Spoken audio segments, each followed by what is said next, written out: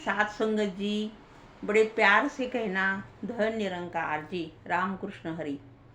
बघा, संगतीमध्ये काय घडतं ते गेल्या व्हिडिओमध्ये सांगितलं. आणि आत्ताचा व्हिडिओ हा जे निरंकारी मंडळामध्ये सामील नाहीत, पण प्रत्येकाला वाटत राहतं की हा निरंकार कोण आहे, कसा आहे, कुठं राहतो, कुठल्या मंदिरामध्ये राहतो, तो काय करतो, काय त्याची भक्ती कशी आहे, त्याला काय काय चालतं, त्याला काय काय चालत नाही, असे विविध प्रश्न बऱ्याच मंडळींच्या डोक्यामध्ये घुमत असतात. तर तसं पाहिलं तर माऊलींनी एकाच वाक्यात सांगितलेलं आहे, निर्गुण निराकार नाही जास आकार, तेथून चराचर हरीशी भजे. व्यासांनी काय केलं? व्यासांनी महाभारत लिहिलं, सगळी 18 पुराणं सगळी शोधून पाहिली, 108 उपनिषदं होती, ती सुद्धा व्यासांनी सगळी जवळून पाहिली.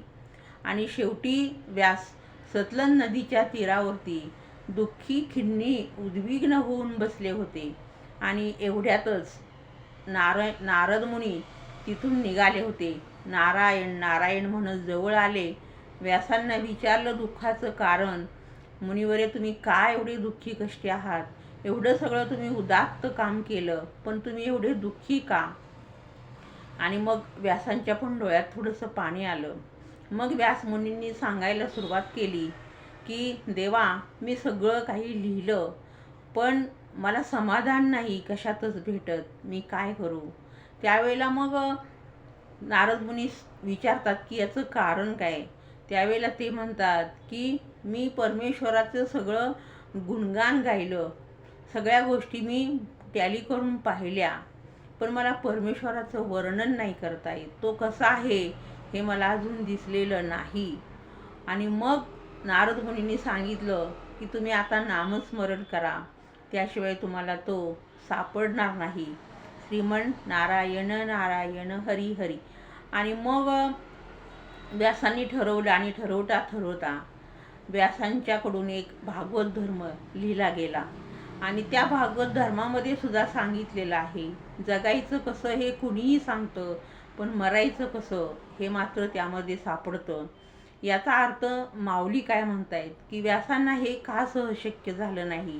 ज्या वेळेला मातेच्या गर्भामध्ये 9 महिन्याचा गर्भ असतो आणि त्या अर्भकाला विचारलं, बाबा रे, तुझ्या आईचं वय किती आहे? तर तो सांगू शकत नाही. समुद्रामध्ये जो शार्क मासा आहे, 24 तास त्या समुद्रामध्ये पोहत असतो, अगदी जहाजापेक्षा विशाल शार्क मासा. त्याला विचारलं, बाबा रे, समुद्राची खोली किती आहे? तोही मासा ती खोली सांगू शकत नाही. अशा पद्धतीनं माऊली म्हणतात की हा निर्गुण निराकार कसा आहे हे मात्र व्यासांना सांगता आलं नाही. का सांगता आलं नाही? तर याला तर आकारच नाही, याला उकार नाही, हा कसा दिसतो काही पता नाही. मग हे ओळखायचं कसं? तर माऊली म्हणतात, जिथं आकार नाही तिथं माझा निराकार हा प्रकट होत असतो. मग अशा पद्धतीनं ज्यावेळेला माणूस याचा शोध घ्यायला सुरुवात करतो, त्यावेळेला त्याला कळतं की ह्या सृष्टीमध्ये सगळीकडं चराचर हा निरंकारी भरलेला आहे. माताजी सुद्धा असे 2 हात करून आपल्याला सांगत असतात, एक वरचा जो हात आहे तो आकाश आहे, आणि खालचा जो हात आहे ती पृथ्वी आहे. आणि यामध्ये जी पोकळी आहे, या पोकळीमध्ये इतंभूत सगळीकडं सगळ्या ठिकाणी हा निरंकार निराकार राहत असतो. फक्त आपल्याला त्याचा मार्ग माहीत नव्हता. म्हणून आपल्याला अगदी बाबाजी असतील, गुरुबचन सिंग असतील, त्यानंतर बुटासिंह महाराज असतील, त्याच्या अगोदरचे कनक महाराज असतील, या सगळ्यांनी हा मार्ग दाखवण्याचं काम आपल्याला केलेलं आहे. आणि ह्या मंडळामध्ये किंवा ह्या मशीनमध्ये, निरंकारी सत्संगामध्ये जे विचार मांडले जातात, जे विचार सांगितलेले जातात, ते सगळे विचार हे ज्ञानेश्वरी, तुकारामांची गाथा यावरती सुद्धा आधारित आहेत. म्हणजे निराकार हा सगळ्या सृष्टीवरचा एकच आहे. त्याला कुठली जात नाही, त्याला जात पात काही नाही. तो माझा, तो तुझा, तो त्याचा असं काही नाही, तर तो सगळ्यांचा आहे.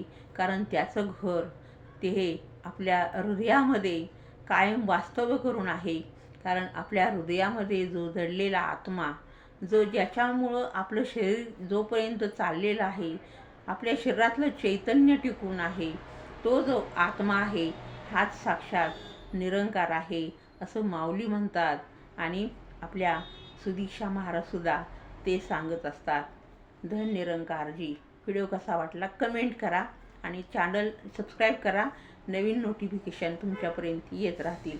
सगळ्यांना प्रेमाचा धन निरंकार.